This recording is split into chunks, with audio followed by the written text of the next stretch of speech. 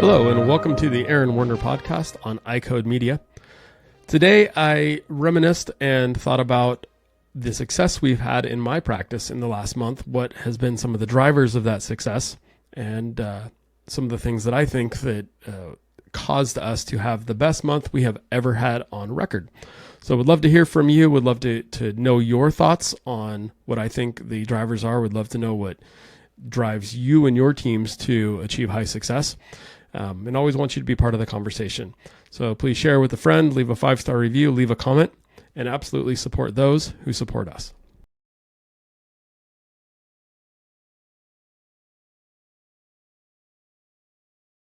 Discovering the impact of LifeMeter this year has been truly transformative for motivating my patients with macular degeneration to embrace carotenoid supplements. With this non-invasive device, we can now quantitatively show that supplements are working. LifeMeter assesses carotenoid concentration in the skin, reflecting fruit and vegetable intake, and indicating levels in other vital tissues like the retina and brain. Supported by over 30 peer-reviewed publications, LifeMeter's accuracy, consistency, and effectiveness have been validated in 2,000 subjects of varying background. What's more, it offers the flexibility to prescribe the best suited products for each patient. My patients love knowing their numbers and witnessing improvements in as little as a month. Better yet, compliance with carotenoid supplements has surged, doubling our sales of MacuHealth since the LifeMeter's implementation.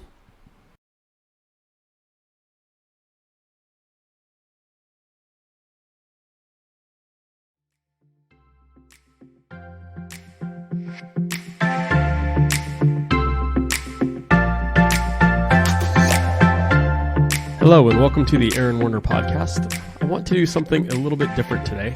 I was on my run and working out and contemplating and reminiscing over the last month. August was our best month ever at Werner Optometry, and best month by a long shot. I was thinking, why was it so good? I'm sure it was the exceptional leadership. That's what I would like to tell myself. But why was it so good? And so I want to just talk through some of the thoughts that I had on why it was good. Would love to hear your feedback.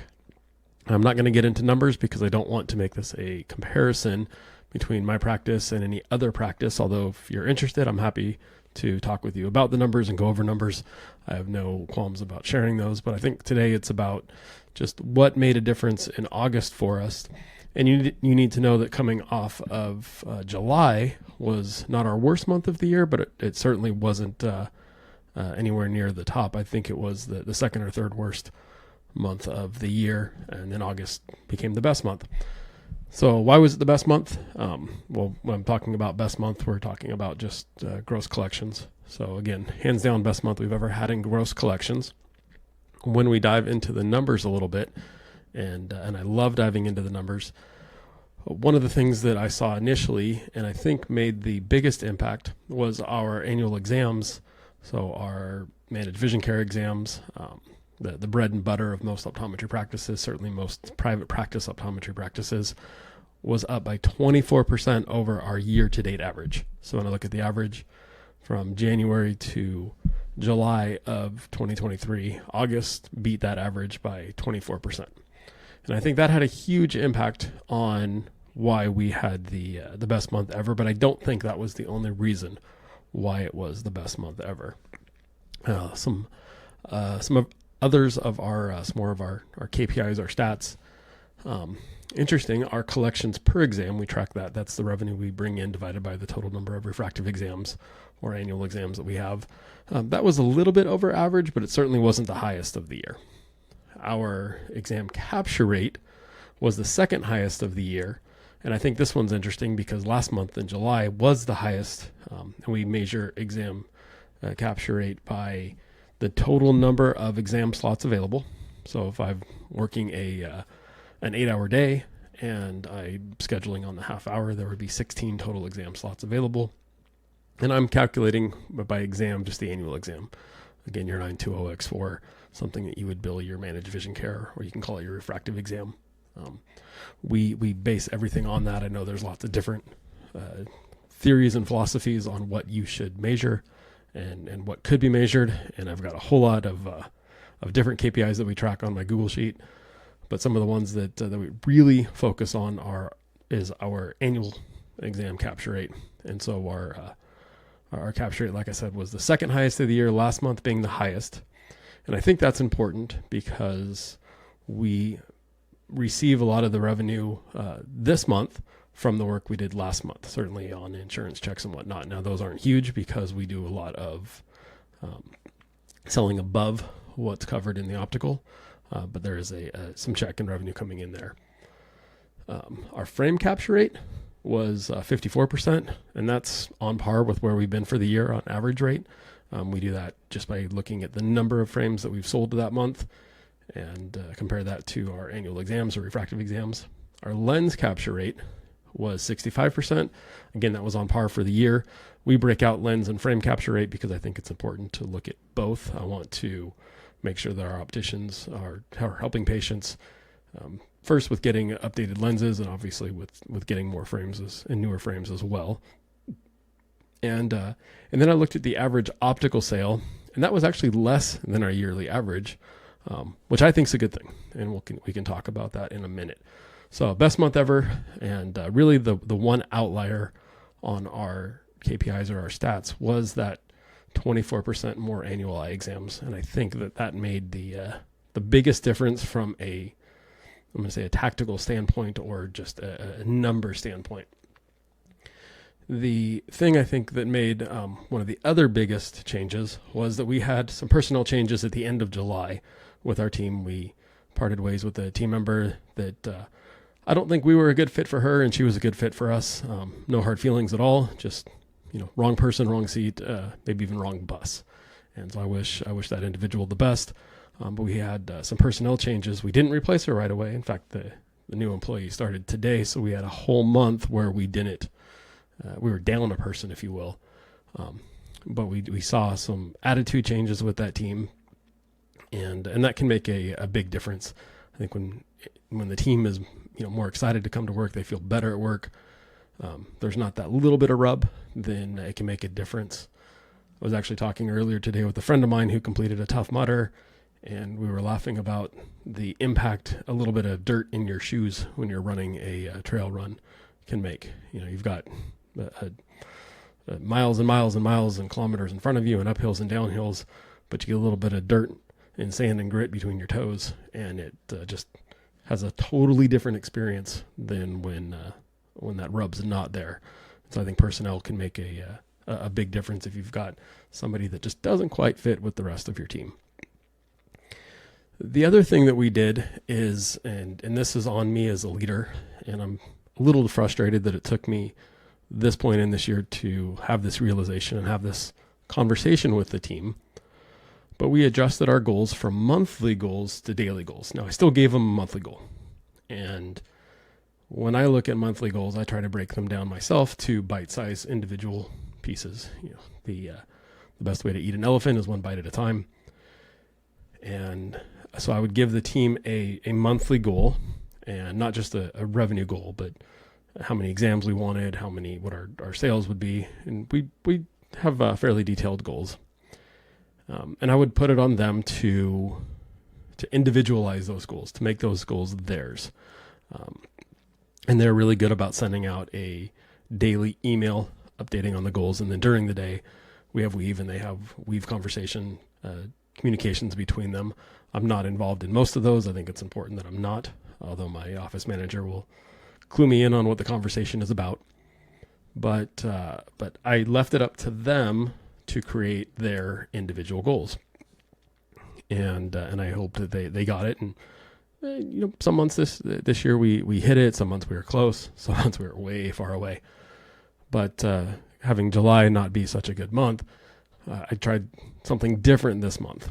And not only did I break down our daily goal or our monthly goals into a daily goal, and I implemented the phrase that we want to win the day. Doesn't matter what the month is. We just want to win today, because all we can do is today. But I broke it down even further for them on individual goals. So what does that look like? Well, in a simple analogy or example, let's say we have 10 annual exams on the schedule, and we use 10 to make the math easy. Well, our capture rate for a lens pair sale goal is 70%. So if I have 10 annual exams on the schedule, we need to sell 7 pairs of lenses to meet our goal that day. I've got 3 opticians, so each optician needs to sell 2 pairs. Now, I don't care if one optician sells 7 pairs to one patient, we've met our goal. The goal is the numbers. Now, I do care that one optician does all the work. I have 3 opticians. 3 opticians should be contributing. Typically, one is going to outperform the others. One is going to maybe not sell as many, but they do a little bit more work in the lab. But we need to sell 7 pairs that day with 3 opticians. The math is that each sell 2, and somebody comes up with that third sale to hit 7. Our goal for frames is 60%. So of those 10 annual exams, we need 6 frame sales between the 3 opticians. The math there is easy. So each of them have 2. Beginning of that day, every optician now knows what their marching orders are, if you will, or their goals are individually for that day. It makes it a whole lot easier than if we said, hey, we want a 70% capture rate. What does that look like? Sometimes that math or the getting to that daily goal, that individual daily goal, is a little bit too far away, or too, I don't want to say complicated because it's not complicated, but the dots may not be connected. And so breaking it down to, hey, opticians, 2 pairs of lenses and 2 frames, right? Now, it's not 4 sales total. It could be just 2 sales, but I need each of you to sell 2 frames and each of you to sell 2 pairs of lenses. Contact lens exams, 30% is our goal. That works for us. And so of those 10 patients, we need 3 contact lens exams. Techs, pay attention to that. Talk to patients about it. Tee up the doctors for success. Doctors are well aware. We have a team effort on all of these. And we break down these goals, so on and so forth, for daily medical consults, dry eye. We try not to do medical consults during our annual or routine comprehensive exams. We believe those are for finding and diagnosing abnormalities, and then rescheduling patients to come back so that we can do a much thorough and comprehensive and better job managing and diagnosing the medical issues. So it seems really simple. When we first talked about it, team was on board, and the first couple days they did better, but they still weren't quite hitting their goals. When we took a step back and said why, what we found is that they were being incredibly reactionary. And it makes sense, right? You show up today, what's on the books for today? Let's drive in for today. Lots of teams talk about having a team meeting at the beginning of the day, or maybe twice a day when the team gets together and talks about planning that day, what it looks like. What we realized is that was too late for us. By the time we got there, we were reactionary. We weren't sure that we had fully prepared ourselves mentally or physically for the patients that were coming in that day. What made a difference for us is when we started looking at least a day out. So, here's what we have today, but what's coming in tomorrow? And let's make sure we're 100% ready for tomorrow. That involved looking at, in the optical, the opticians looked at what the patients coming in tomorrow, what they had bought previously in the optical. Were they someone who historically only wanted what the insurance covered, and we were only able to sell them a little bit more of what they needed? Were they somebody that consistently bought 2 pairs of frames? And if that's the case, then what can we do to sell 3? If they were somebody who bought higher end frames, are we ready to show them some of the newer frame lines that we've brought in, the Oliver Peoples, the whatnot, so that they can be excited about those? We talked to the technicians about looking at patients that were already wearing contact lenses. Right? Those are easy wins. We don't need 3 new patients if we have 10 coming in that are contact lens patients. We just need 3 contact lens exams. So if you already know who your easy toss-ups are, it makes the day a whole lot easier, and who you can focus at for the others. Also being sure that we knew why they were coming in, because sometimes a patient called and said, I need an eye exam. We scheduled them for an annual eye exam, and they really were having a red eye, or they were having flashes and floaters. They didn't understand to communicate that properly when they called and just said, hey, I need an eye exam.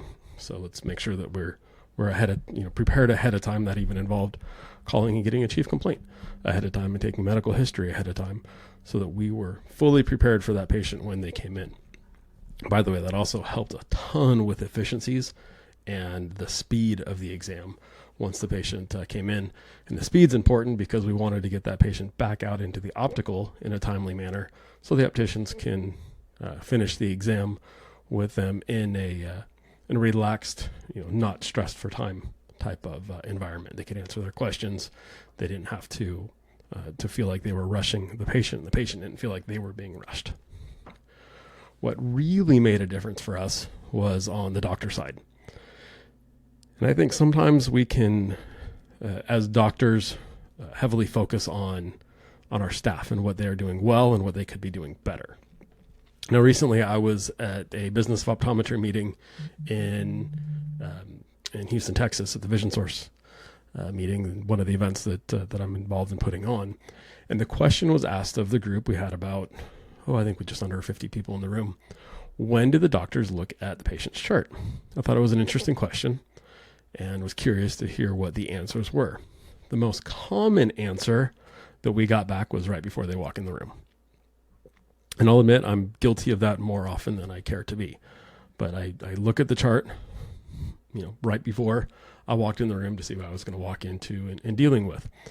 The second common answer was they were looking at the charts the morning of to see what was happening.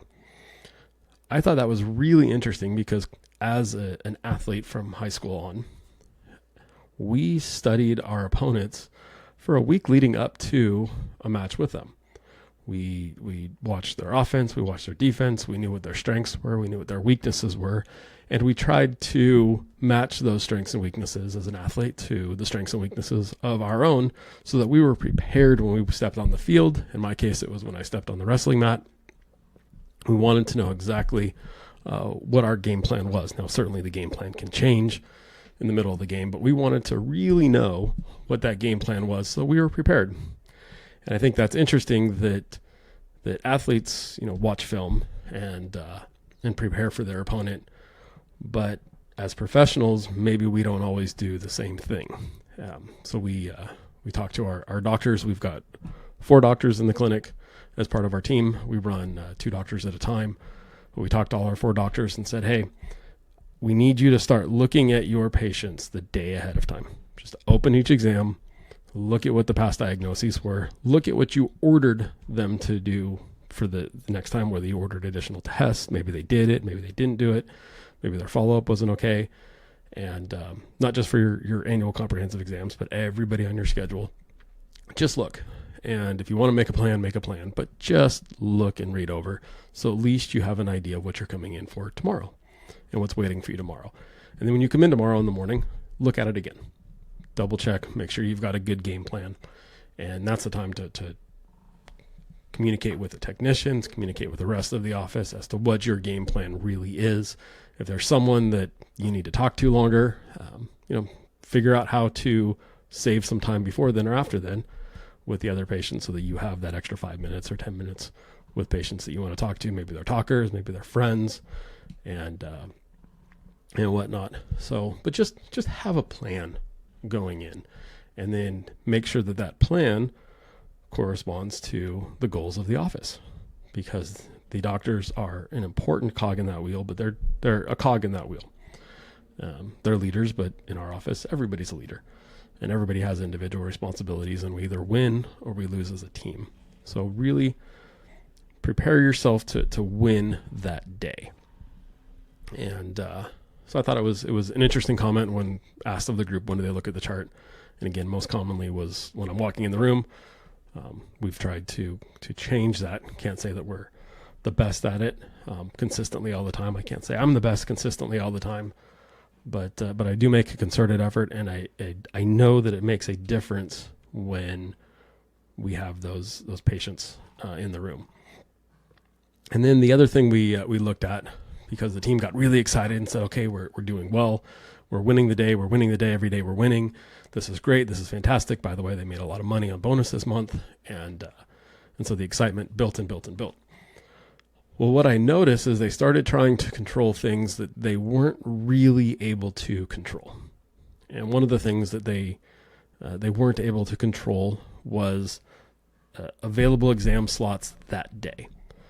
And what's that? So the patient, cancels the night before because maybe they're not feeling well, or we just weren't able to fill the 3:00 exam slot. And so they show up in the morning and that exam slot's available. Because we look at the stats so much, we recognized that the number one driver, at least in our practice, and I think this is the case for most private practice optometry offices, but in our practice, is the number of annual exams. If I can get an annual exam in, and the better we do with our annual exam goal, the better our revenue. We see a direct correlation every time we measure it. So they would look at the day and say, oh my goodness, we've got 2 slots open this afternoon. And they would try to fill it. And they would try to fill it. And I don't know about you, but in my personal life, I don't have a whole lot of free time that's just not accounted for.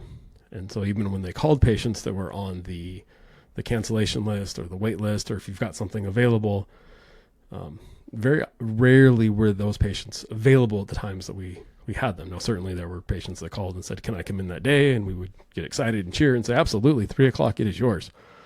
But as a rule, those exam slots were hard to fill. What we were able to do better was fill exam slots 2 or 3 days out. And when a patient called, or more commonly, we've now tried to train our patients to text, because Weave is fantastic, and it takes about half the time for us to schedule an exam via texting that it did over the phone. Maybe that's a conversation for later, but certainly something that has worked for us. But we would try to schedule those appointments to fill the slots within the next couple of days rather than today. And I didn't want them feeling bad if they weren't able to fill the slots for today. So the only time we didn't win the day, we didn't focus on winning the day, was my scheduling coordinators, because their day they were trying to win was the rest of the week, or beginning of next week if it was a Thursday or Friday. And that was their wins, trying to fill the most recent or upcoming, soonest available exams that we had. And part of that was an interesting concept as well, because instead of asking patients, hey, when would you like to come in? They just started offering the next available. And it was amazing how receptive patients were when we said, hey, I've got something, today's Wednesday, I've got something on Friday at 11:00. Can I put you down for that? Or I'm going to put you down for that, and waited for the patients to say, okay. And it was surprising how flexible patients were when we gave them the slots that we wanted them to fill, as opposed to us saying, well, what do you want? I don't know if that relates at all to when my wife and I have the what do you want to have for dinner conversation, but in our house, that conversation goes around in circles. Typically, we end up with either Mexican food, or we're both big fans of Himalayan food. There's a great little restaurant down the street from us. So we end up eating carne asada burritos or Himalayan food, both of which are fantastic. But it's a long conversation to get to that point, and we wanted to try to eliminate that with our staff. And so when patients would call, we would try to give them offer them the next available slots, as opposed to saying, when do you want to come in? And that was the not winning the day, but winning, the rest of this week or winning next week attitude we tried to instill in our scheduling coordinators. So, again, thoughts on why we did so well this last month. And it wasn't because of me. It was because I have a fantastic team.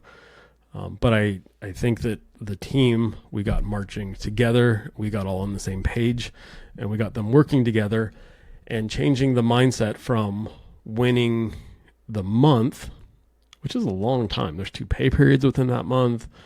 Something can happen within that month. There's a whole bunch of, I got to fill up my car with gas, and in California it's over $5. So that's a lot of pain points that month. It's back to school. There's a lot that happens in a month, but I can win today. And today's very doable. I also like that winning today makes the goals attainable today and not averaged over a month, because some days we have longer days. Some days we're running 2 doctors at a time. Some days on Fridays we close early, so it's harder to to hit the same revenue goal or sales goal on a Friday than it is on a Wednesday. But if we set up Friday for success, we set up Wednesdays for success, it makes it a whole lot easier to obtain, and it makes it a whole lot easier to celebrate the wins. And what happens when you don't win that day? Nothing bad happens, right? Nobody loses their job. It's okay to be disappointed. It's okay to look back and say, hey, where could I have done differently? Where were the opportunities that we could have done differently? But ultimately, looking to win the day, and when you start winning the day, you end up more likely to win the month. And when I wrestled, I didn't try to win a match. I just tried to win each period, or I tried to win the next 30 seconds and the next 30 seconds. I didn't play football, but my kids did. And watching them play football, you just try to do your job and win each down. On offense, as long as you move the ball forward, for the most part, you were pretty good. On defense, as long as you kept them from moving the ball forward, you did pretty good, and you were able to win each play. And if you didn't win the play, you came back and you tried to win the next one. So would love your thoughts on how you view your practices, how you look to motivate your teams, how you use goals to interact with each other, and how you use the metrics to interact with those goals, how you tie in the culture and the warm fuzzies, the excitement, the emotion, the energy that our teams need with the cold hard facts of sales and numbers and goals and whatnot. So if this resonated, please share. Want to thank a lot of my mentors and colleagues for helping me get to this point. I certainly didn't come up with this on my own, and my spreadsheets and my goals, my KPIs continue to change. I want to give a lot of credit to Chris Wolf and iCode Education. I remember talking with him about the total patient care model, which really has that comprehensive or annual exam as the center. And then that drives all of our other profit centers, our optical sales, our contact lens sales, our medical sales. My partner is really into and has taken full advantage of dry eye and all the offerings in dry eye. And so we focus on building our dry eye suite, doing a lot of research. But it all starts with the annual exam, because that's what brings patients ultimately into the practice. And then from there, we can do a better job of taking care of them. So give us feedback. Let us know what you think, and look forward to connecting next time.